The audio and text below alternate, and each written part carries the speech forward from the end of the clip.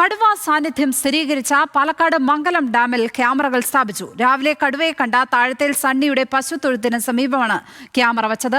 വിവരങ്ങളുമായി പാലക്കാട് നിന്ന് അജിത് ബാബു ചേരുന്നു. അജിത്ത്, ഈ കടുവയ്ക്കായി അവിടെ മറ്റ് തെരച്ചിലുകൾ നടക്കുന്നുണ്ടോ? ക്യാമറകൾ സ്ഥാപിച്ചതിനും അപ്പുറം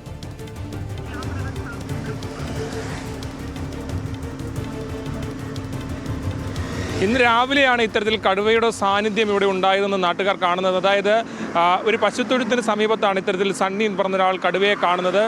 ഒരു മിനിറ്റോളം അദ്ദേഹം അവിടെ നിൽക്കുകയും കടുവയുടെ അതായത് 300 മീറ്റർ ദൂരത്തിൽ കടുവയെ കണ്ടു എന്നുള്ളതാണ് പ്രധാനപ്പെട്ട കാര്യം. അത് ലക്ഷ്മിപത്മ നമുക്ക് ഊഹിക്കാവുന്നതാണ്. വളരെ അടുത്ത് തന്നെ കടുവയെ കണ്ടു. പക്ഷേ ദൃശ്യങ്ങൾ പകർത്താൻ ശ്രമിക്കുന്ന സമയത്തേക്ക് കടുവ അവിടെ നിന്ന് ഓടിപ്പോവുകയായിരുന്നു. പക്ഷേ ഇയാളെ ആക്രമിക്കാനൊന്നും ശ്രമിച്ചില്ല. അവിടെ ഈ പശുത്തൊഴുത്തുണ്ട്. അപ്പോൾ പശുവിനെ ആക്രമിക്കാൻ വന്നതാകാമെന്നുള്ളതാണ് ഫോറസ്റ്റ് ഉദ്യോഗസ്ഥർ ഉൾപ്പെടെ വിലയിരുത്തുന്നത്. ഇവിടെ വന്ന് ആദ്യം തന്നെ ഇത് കടുവയാണോ എന്ന് സംശയമുണ്ട്. അതായത് ഈ കണ്ട ആൾക്ക് തെറ്റിപ്പോയതാണോ എന്നുൾപ്പെടെയുള്ള കാര്യങ്ങൾ സംശയമുണ്ട്. ആദ്യം വന്ന് ഇവിടെ വന്ന് പരിശോധന നടത്തി ഈ കാൽപാദങ്ങളെല്ലാം പരിശോധിച്ച ഘട്ടത്തിൽ ഇത് കടുവ തന്നെയാണെന്ന് സ്ഥിരീകരിക്കുകയായിരുന്നു. അതിൻ്റെ അടിസ്ഥാനത്തിൽ ഇപ്പോൾ ഇവിടെ RTR സംഘത്തിൻ്റെ നിരീക്ഷണമടക്കം ഏർപ്പെടുത്തിയിട്ടുണ്ട്. ആ നിരീക്ഷണമടക്കം നടത്തിക്കൊണ്ട് കടുവയെ കണ്ടെത്താനുള്ള ശ്രമങ്ങളാണ്. പ്രത്യേകിച്ച് ജനവാസ മേഖലയായിട്ടുള്ള സ്ഥലം കൂടിയാണ്. അതുകൊണ്ട് ഗൗരവത്തോടു കൂടി തന്നെയാണ് ഈ കാര്യത്തെ കാണുന്നത്.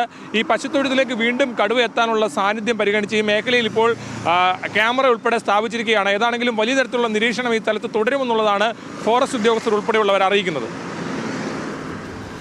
അജിത് ബാബുവാണ് പാലക്കാട് നിന്ന് വിവരങ്ങൾ പങ്കുവച്ചത്.